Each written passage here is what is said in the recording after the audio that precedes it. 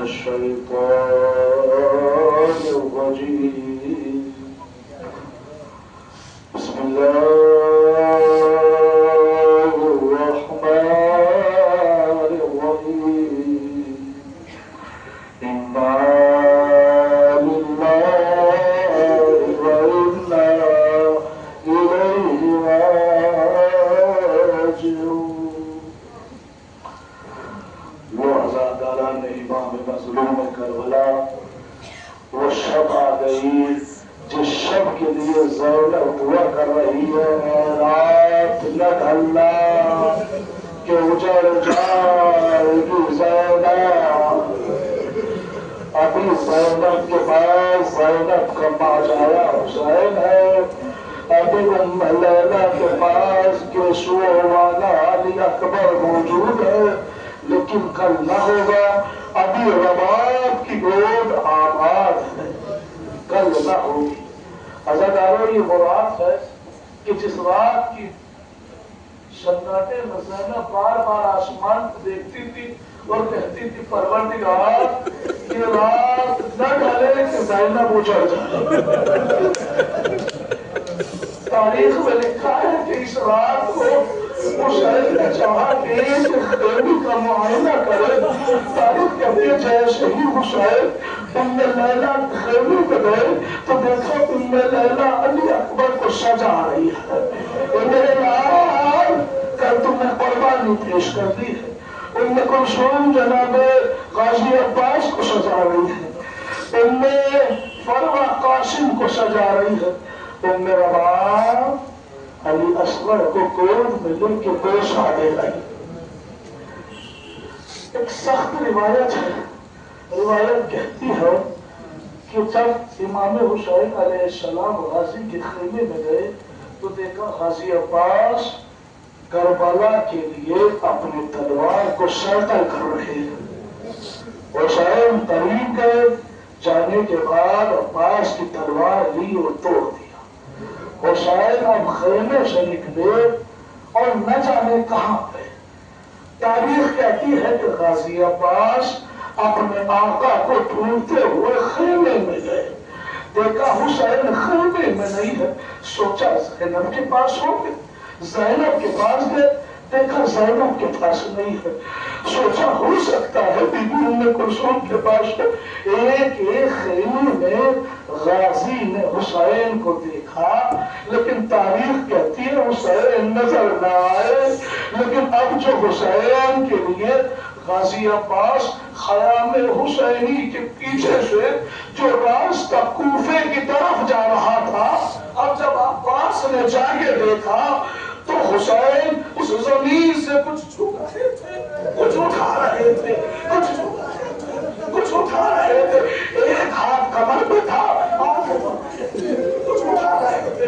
غازی عباس نے پوچھا آقا آخر زمین سے آپ کیا اٹھا رہے. حسین نے طرف کے کہا عباس کل یہی راستہ ہوگا سکینہ ننگے پیروں میں کربلا سے کاٹے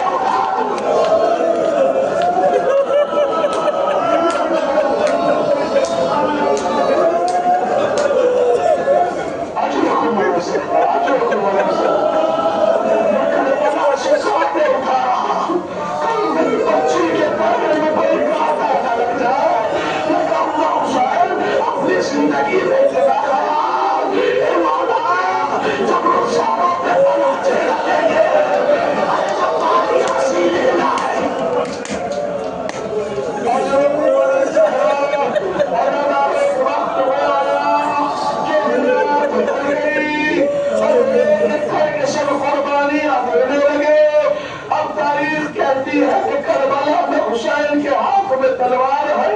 کبھی سائے دیکھتے ہیں کبھی بھائی دیکھتے ہیں. اب جو آواز دی ہے حسین نے حل من ناصر بینصرنا حل من مغیث یغیثنا. آواز کا بلند ہونا تھا کہ خیام حسینی میں چیخنے کی آواز سے آنے لگی. حسین نے فوراً تلوار کو نیام میں رکھا دلوں کو پیچھے ہٹایا. جا کے کہا زینب ابھی تیرا ماجایا حسین زندہ ہے. یہ رونے کی آواز کیسی ہے.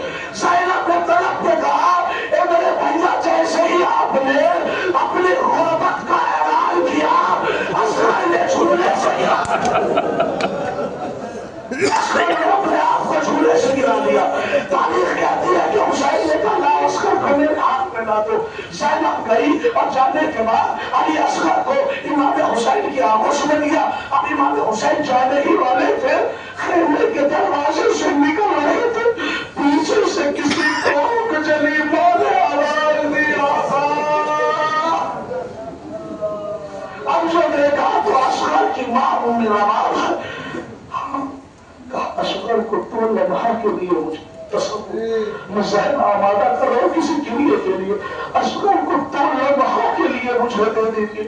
تاریخ کہتی ہے کہ روان نے اصغر کو لیا اور لینے کے بعد خیمے میں گئی. اب ذرا تصور کریے کہ جس ماں کو یہ پتا ہو کہ میرا بچہ صبح واپس نہیں آئے گا, عزاداروں میں کیا کرے گی. تاریخ کہتی ہے جناب علی اصغر کے لباس کو اتارا, اتارنے کے بعد صندوق سے ایک نیا لباس پہنایا اور پہنانے کے بعد اپنے لاڈلی کی زلفوں کو اپنے ہاتھوں سے سمٹا, پیشانی پہ بوسہ دیا اور آپ کہتی ہے اصغر مجھے معلوم ہے تم میری گود کو سوری کر کے جا رہے ہو, اب تم دادی کے پاس جا رہے ہو. اصغر اگر تمہاری دادی پوچھے تمہارا لباس بدلا ہوا ہے, ارے بال سمرے ہیں لیکن یہ چہرے پہ لگتی کیسی ہے, تو کہنا دادی ارے خیمے میں پانی لگا.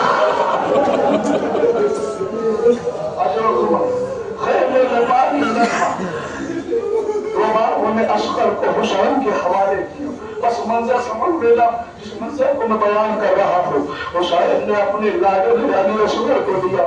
چونکہ کربلا میں دھوپ زیادہ تھی اس لیے آباد تابل میں چھپایا, اور چھپانے کے بعد جیسے مقتل میں پہنچے آواز دی ہے فوجی اصغر میرا بچہ بڑا پیاسا ہے, اسے 2 قطرے پانی پلا دو. ارے تاریخ کہتی ہے اصغر کی طرف دیکھا, اے میرے لال اصغر تم بھی تو حجت خدا کے بیٹے ہو نا, اصغر اپنی حجت کو تمام کرو. اب تاریخی جملہ اصغر نے اتنا سنا, سوکھے ہوئے ہونٹوں میں سوکھی ہوئی زبان, ارے اب جو پھر آئی ہے حسین کی آنکھوں میں آنسو.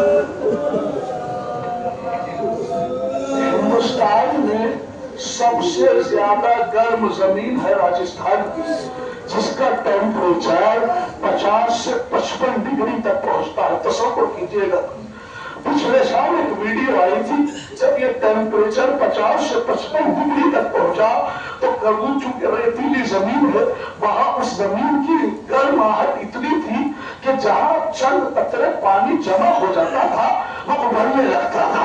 کیوں؟ چونکہ ریتیلی زمین بڑی گرم ہوتی ہے اور 55 ڈگری ٹیمپریچر تھا.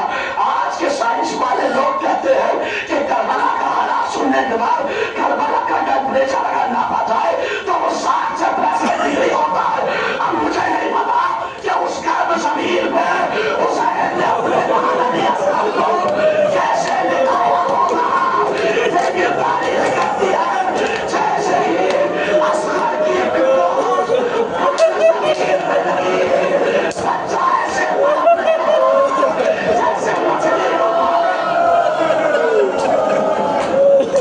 جیسے مچھلی کو پانی سے نکال دو, مچھلی تڑپنے لگتی ہے. اصغر کبھی منہ کھول رہے تھے کبھی منہ بند کر رہے تھے.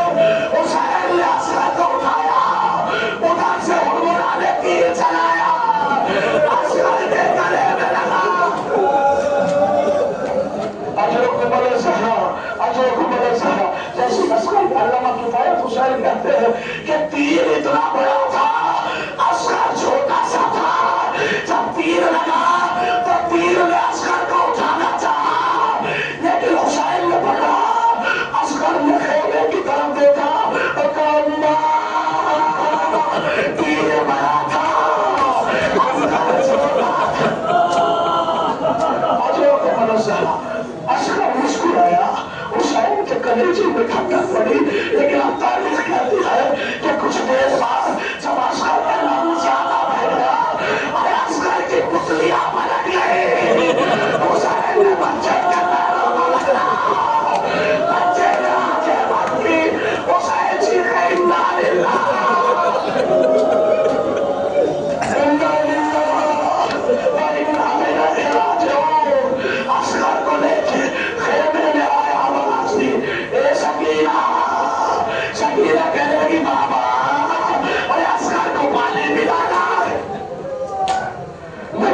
سن رہے ہیں. اب وہ منظر سن لیجئے جس منظر کے لیے میرے سارے مسائل سنائے. روایت کہتی ہے حسین علی اصغر کو لے کے پشت خیمے کی طرف گئے, اپنی ذوالفقار سے ایک گڑھا کھودا. اب جیسے گڑھا کھود رہے تھے, قبر بنا رہے تھے, کسی کے رونے کی آواز آئی. حسین نے دائیں دیکھا, حسین نے بائیں دیکھا, حسین نے آگے دیکھا, حسین نے پیچھے دیکھا. اس عالم غربت میں کون ہے جو میری غربت میں رو رہا ہے؟ ارے اب جو حسین نے دیکھا تو ذوالفقار سے آواز آ رہی تھی, اے آقا اگر مجھے پتا ہوتا کہ ایک بچے کی قبر بنانی پڑے گی. اجرکم اللہ اجرکم اللہ. ازاداروں کبھی تدفین ہوتے دیکھا ہے نا, جب مردے کو قبر میں اتارتے ہیں تو ہم کیا کرتے ہیں؟ پہلے مردے کو قبر میں اتارتے ہیں, اس کے بعد اس کے تختے لگاتے ہیں, پھر چٹائی بچھاتے ہیں, اس کے اوپر مٹی ڈالتے ہیں. حسین نے جب اصغر کو نیچے اتارا, نہ حسین کے پاس تختے تھے, نہ چٹائی تھی, نہ بندی تھی. حسین نے اپنے ہاتھوں سے علی اصغر کے چہرے پہ مٹی ڈالی. اجرکم اللہ. تاریخ نے حسین نے دفن کر دیا, اور جب سروں کی گنتی ہوئی, آخری فکرہ ہے, جب سروں کی گنتی ہوئی تو تاریخ کہتی ہے ہمارے ساتھ نے کہا سب موجود ہے لیکن اصغر کا سر موجود نہیں. رباب کا بیٹا 2 بار شہید ہوا. کب نیزہ بردار جاؤ اور زمین کربلا میں نیزوں کو چھپا چھپا کے دیکھو, جہاں اصغر ملے وہاں سب لے آؤ. اب جیسے ہی نیزہ بردار نے زمین کربلا میں نیزہ مارا, زینب نے چلا کے کہا